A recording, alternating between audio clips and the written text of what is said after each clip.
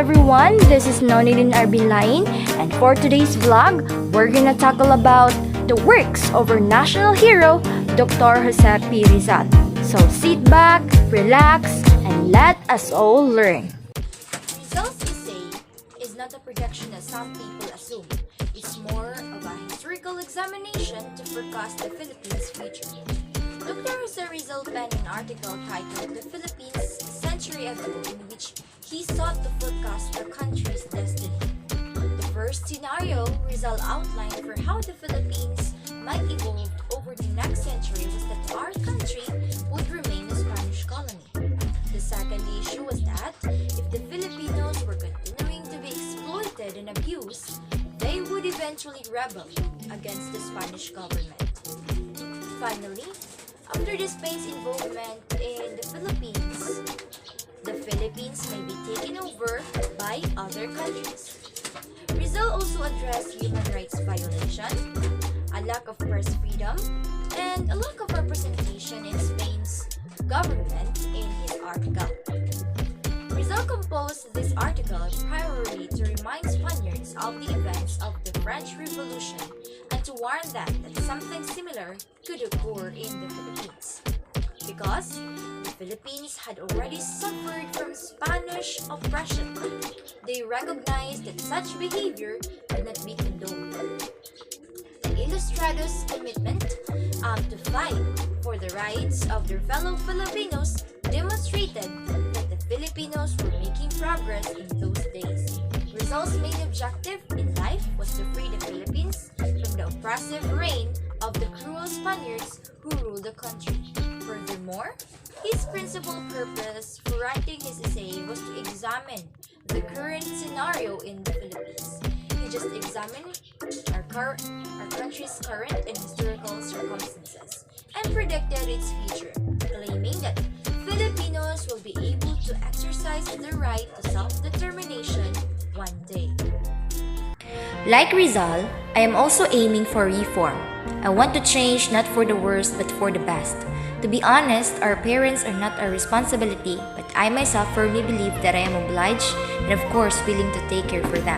Just like them, I also want to achieve the things that I dreamed most, that is to be successful and uplift our status. Filipinos have lost sight of their country's natural treasures as a result of our reliance on materials from other countries. I am still hoping that we might set things right because some Filipinos are aware of what is going on.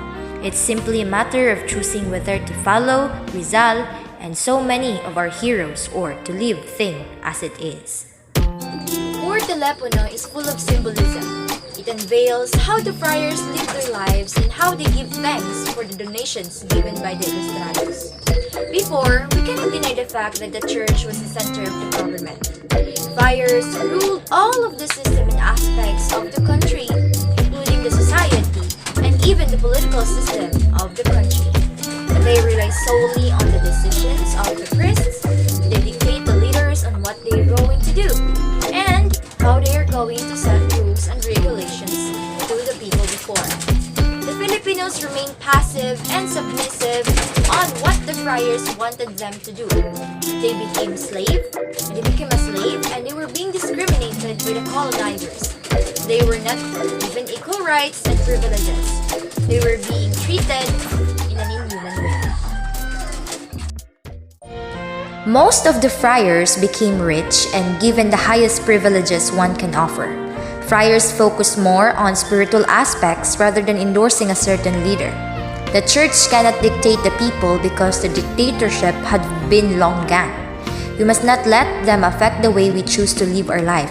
It's okay to consider their teachings, but if it will affect you in a negative way and you aren't at peace with what you're doing, then it will never be good. It will affect the way you live, or the way you view life, and will somehow deteriorate your body and soul. Rizal wrote this in response to Fray Rodriguez's vehement attack on his novel Nonie. The parody La Vision del Fray Rodriguez depicts a lively conversation between the Catholic Saint Augustine and Rodriguez. Rizal exhibited his deep religious understanding as well as his piercing humor in this book. Jose Jose Rizal depicts a discourse between Saint Augustine and the Augustinian priests, Friar Jose Rodriguez in his comedy La Visión del Fray Rodriguez. The saint criticizes the priest for his anti-priesthood thoughts and behavior.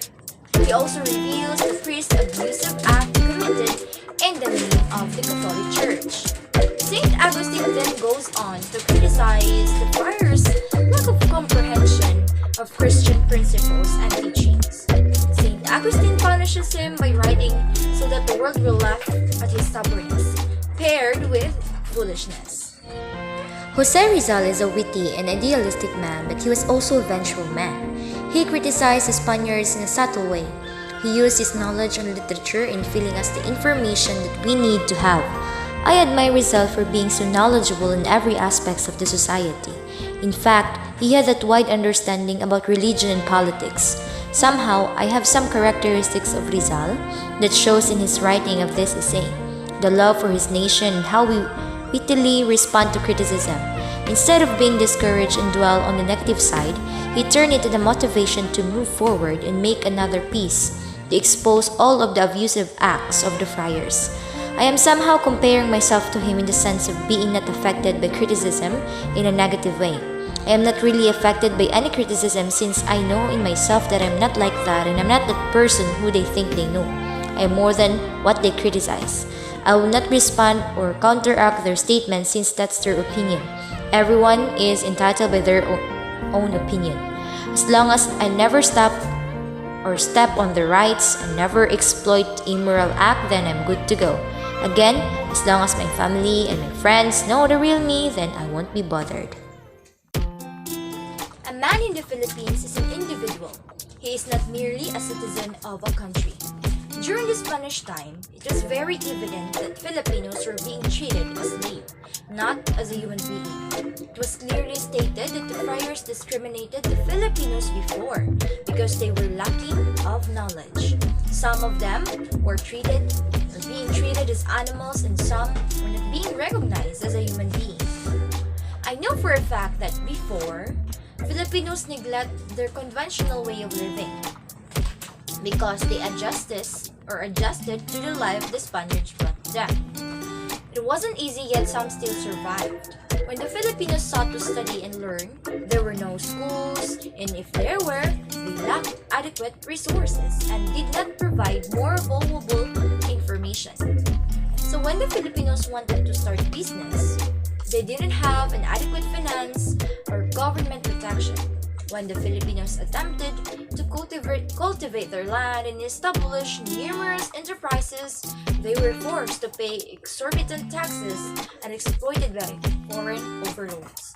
There would be no one to sow and cultivate development so that it may be reaped in due time. Filipinos are now acknowledged as human beings and recognized as citizens. We can now include or exclude ourselves from any area of society. Our presence is becoming evident and we are being heard. I am proud to declare that I am now a citizen who is bound by the law but has the freedom to speak up. Juan Crisostomo Ibarra, a youthful and optimistic man, returns home after 7 years in Europe. Like his father, Don Rafael, the fluent mestizo works for reform mainly in the area of education, in order to eradicate poverty and better the lives of his people.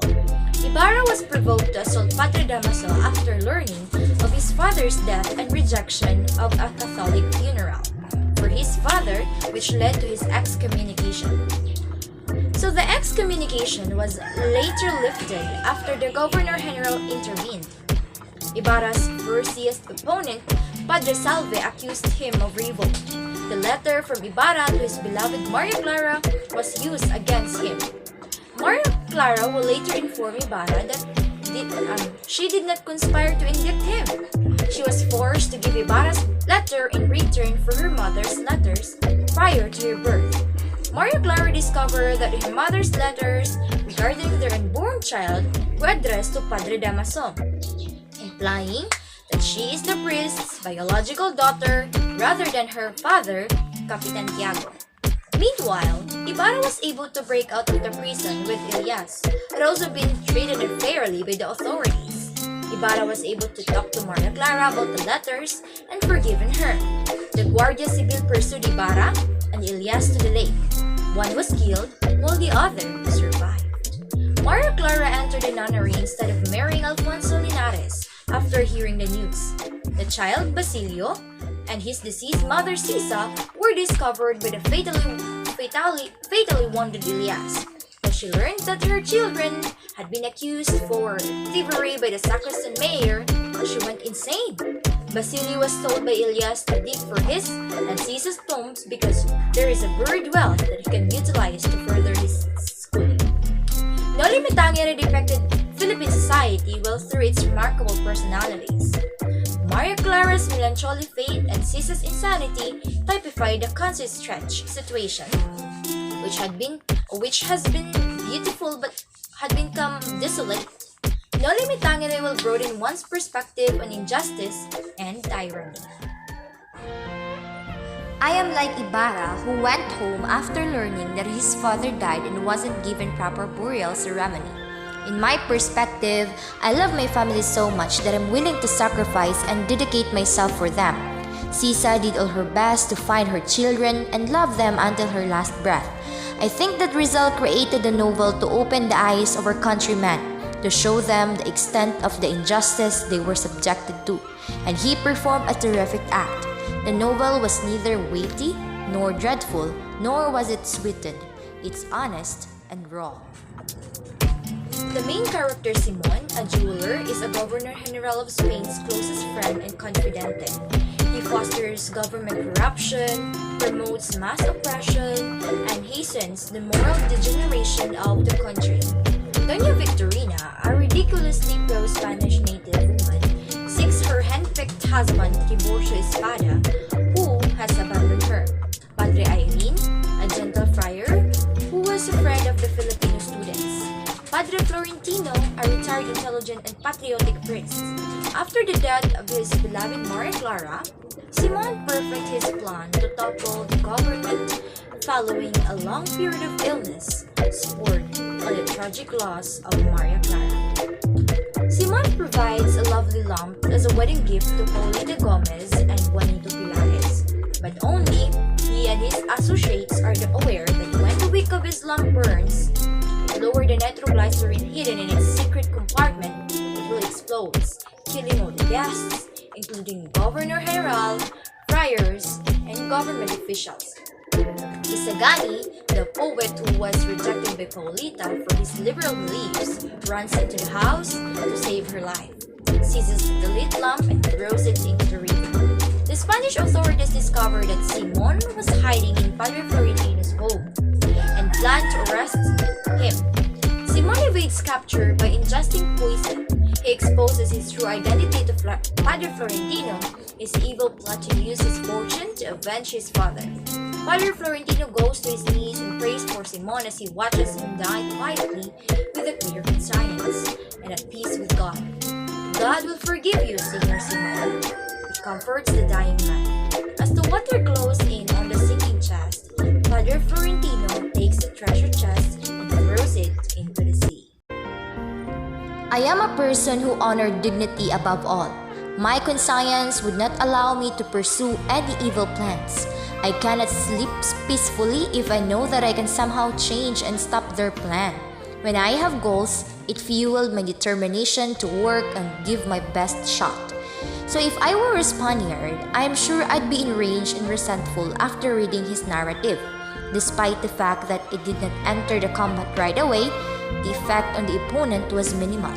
I firmly believe that, like Rizal, if we are determined and persistent in our goal and patriotic enough, we can make a difference.